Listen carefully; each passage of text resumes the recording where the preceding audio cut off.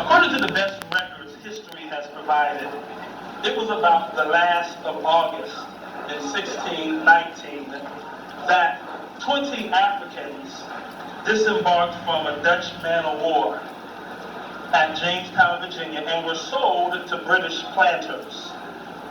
As far as we know, there's no record of the ship's name, no record neither from where it came nor where it was headed. We do know that the ship's crew was willing to unload these 20 African slaves in exchange for desperately needed supplies for their very survival. It is in this very inconspicuous historic footnote that we see preserved a glimpse into a new people, a new nation. Throughout our comparatively brief 385-year history, of course not counting the millennia of our pre-American existence on the African continent, the African American people have both endured the greatest forms of human degradation ever recorded in world history and has experienced one of the most breathtaking narratives of ascent ever recorded. In other words, y'all, we have been, as we say, from the guttermost,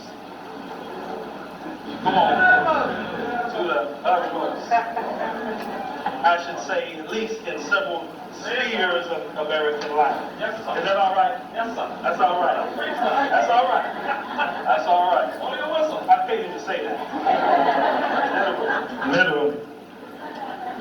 In metaphorical terms, like the Hebrews of old in their exodus from 400 years of bondage, led by Moses short of the promised land, wandering in spiritual, cultural, and directional uncertainty, waiting for the right generation to lead them to their destiny.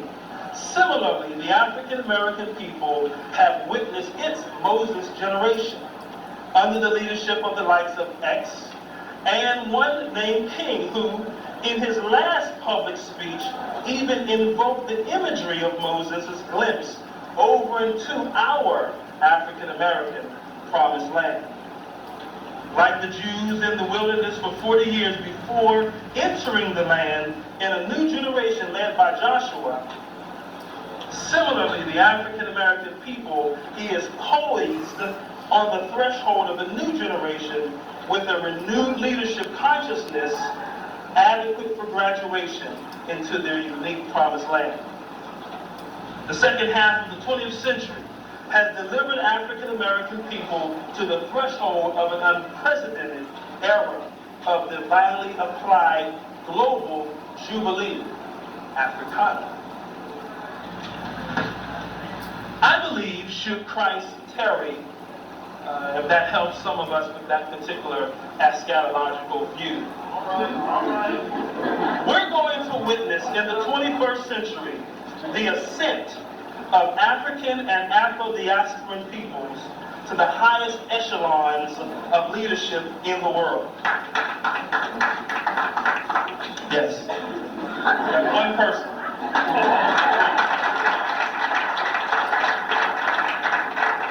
Truly, one of the great historic transitions from pawn to redeemed equal player on the global stage. I believe the God of our weary years, the redemptive historical creator God of the Bible, is setting that stage, working righteousness and justice for all the oppressed, according to Psalm 103:6.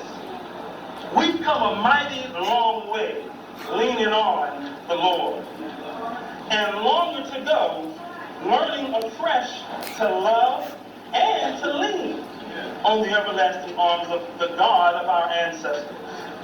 African Americans, God has moved us from a world where everything was what I called fatback.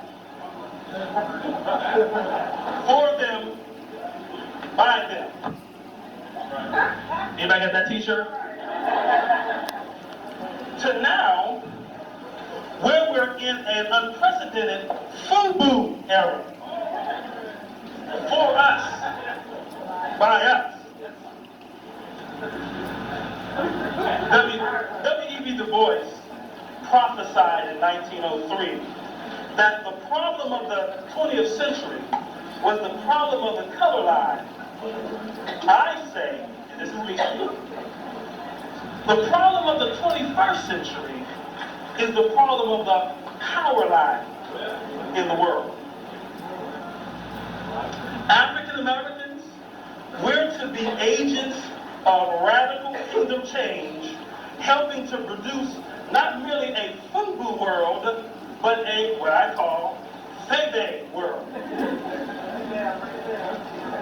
Where the bounty of God's creation is truly, and the richness of all humanity is made available for everybody. Finish, y'all. Amen?